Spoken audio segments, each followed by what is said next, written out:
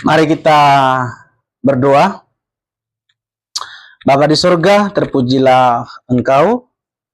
Kami akan mendengarkan firman-Mu. Tuhan berkati kami supaya firman-Mu menjadi kekuatan bagi kami. Dalam nama Tuhan Yesus kami berdoa. Amin. Kita buka Alkitab kita yang terambil dari Yohanes pasal yang ketiga, ayat yang ke-16. Demikian firman Tuhan. Karena begitu besar kasih Allah akan dunia ini, sehingga ia telah mengaruniakan anaknya yang tunggal, supaya setiap orang yang percaya kepadanya tidak binasa, melainkan beroleh hidup yang kekal. Bapak Ibu yang terkasih dalam nama Tuhan kita Yesus Kristus, tentu teks ini sudah sering kita dengarkan, bahkan ada di antara kita yang menghafalnya. Tetapi ini coba kembali kita akan ulas kembali tentang teks yang luar biasa ini, karena saking favoritnya ini ya banyak di antara kita yang menghafal daripada teks ini. Yang menjadi sebuah pertanyaan daripada teks ini, Bapak Ibu yang terkasih, yaitu ada apa dengan dunia ini sehingga Allah mengirimkan anaknya yang tunggal? Ya, what happened with this world? Ya, ada apa dengan dunia ini?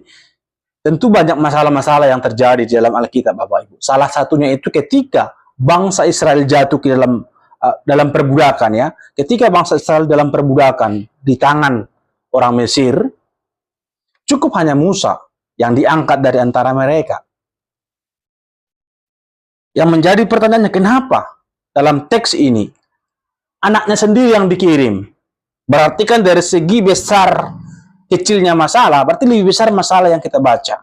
Kalau bangsa Israel ketika diperbudak cukup hanya Musa yang hanya manusia biasa. Tapi pada teks ini mengirimkan anaknya sendiri, anak satu-satunya, ya, anak satu-satunya. Artinya dia dari sorga datang ke dalam dunia ini untuk menolong kita. Bapak Ibu yang terkasih dalam nama Tuhan Yesus, masalah apa kan begitu ya? Masalah apa yang terjadi? Yaitu dosa. Masalah yang terbesar dalam hidup ini sebenarnya adalah dosa. Ya, bukan masalah miskin, bukan masalah kesehatan, tidak. Masalah yang terbesar adalah dosa. Nah, itulah yang dibereskan oleh Allah melalui mengirimkan anak yang tunggal ke dalam dunia ini. Hanya dengan cara itulah kita bisa memperoleh keselamatan. Hanya dengan cara itulah kita mendapat pengampunan dari Tuhan. Ya. Makanya setiap orang yang percaya kepada Yesus pasti memperoleh keselamatan, pasti memperoleh pengampunan dari Tuhan. Dengan dia datang ke dalam dunia ini, dia mati di kayu salib untuk mengampuni kita. Karena tujuan Allah datang ke dalam dunia ini, tujuan Allah mengirimkan anaknya ke dalam dunia ini untuk mati. Ya, sekali lagi, untuk mati, bukan untuk melakukan mujizat-mujizat seperti penyembuhan, bukan. Itu nomor sekian, Bapak Ibu. Itu hanya untuk mendukung pelayanan Yesus pada waktu itu. Ya, menyembuhkan orang mati, mentahirkan kusta dan lain sebagainya. Ya, itu hanya mendukung pelayanan Yesus pada waktu itu.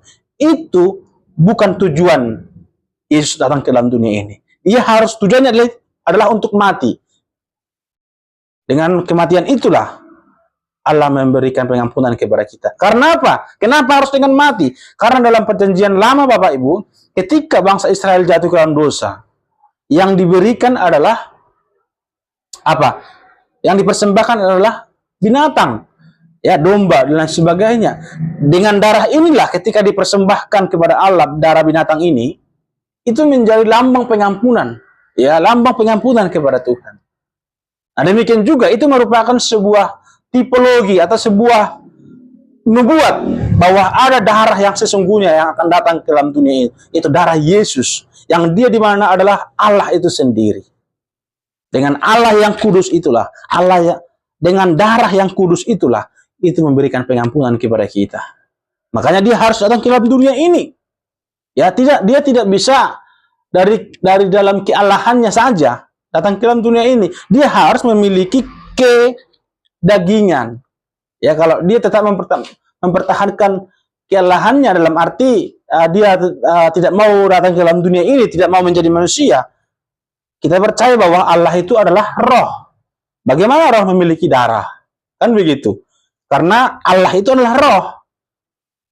Bagaimana dia memiliki darah? Itulah sebabnya Allah mengirimkan anaknya yang tunggal, yaitu Yesus Kristus, yang adalah Allah itu sendiri juga, datang ke dalam dunia ini, mengambil rupa menjadi manusia. Dengan dalam keadaan manusialah dia bisa mempersembahkan darahnya. Karena ketika manusia pasti memiliki tubuh dan darah. Nah, itulah sebabnya Bapak Ibu terkasih, Yesus datang ke dalam dunia ini untuk memberikan pengampunan kepada kita.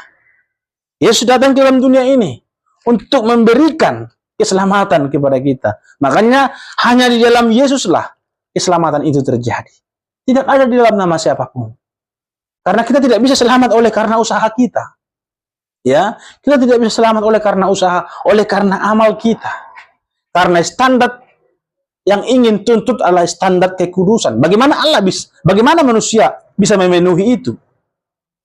Hanya Allah yang bisa memenuhi itu. Itulah sebabnya standar yang Allah inginkan, yaitu memberikan darahnya kepada kita. Dan disitulah terjadi pengampunan kepada kita. Oleh karena itu, Bapak Ibu terkasih dalam nama Tuhan Yesus, terimalah Yesus pada saat ini dalam hidupmu. Karena hanya dalam Yesuslah kita memperoleh keselamatan yang dari Tuhan. Ya, mungkin kita bertanya-tanya dalam hati kita, ya, dari mana awal mulanya dosa itu? Kita tahu bahwa dalam perjanjian lama, Bapak Ibu, Adam dan Hawa jatuh ke dalam dosa. Dan kita sebagai keturunan Adam dan Hawa, kita pasti merasakan dan kita pasti ikut jatuh dalam dosa. Makanya dalam Alkitab dikatakan, semua manusia telah kehilangan kemuliaan Allah. Semua manusia telah berdosa dan telah kehilangan kemuliaan Allah. Kita semua manusia berdosa. Semua manusia berdosa. Tidak ada yang tidak berdosa. Itulah sebabnya Allah datang ke dalam dunia ini. Mungkin kita bertanya kembali, yang berdosa kan si Adam, kenapa ikut ke saya? Bapak Ibu, ada istilah mengatakan, pohon jambu pasti menghasilkan buah jambu. Dan demikian juga, Adam dan Hawa yang merupakan manusia pertama, pasti memiliki keturunan orang yang berdosa.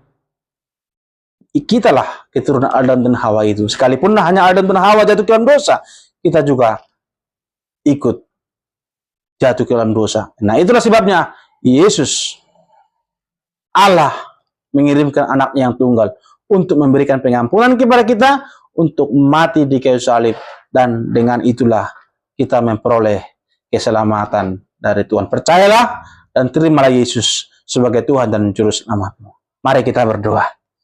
Bapa di surga, terpujilah Engkau, kami sudah mendengarkan firman-Mu. Biarlah firman-Mu ini menolong kami, supaya kami semakin hari sungguh-sungguh percaya kepada Engkau, karena hanya Engkaulah keselamatan dan Juru Selamat di dalam hidup kami. Dalam nama Tuhan Yesus kami berdoa. Amin.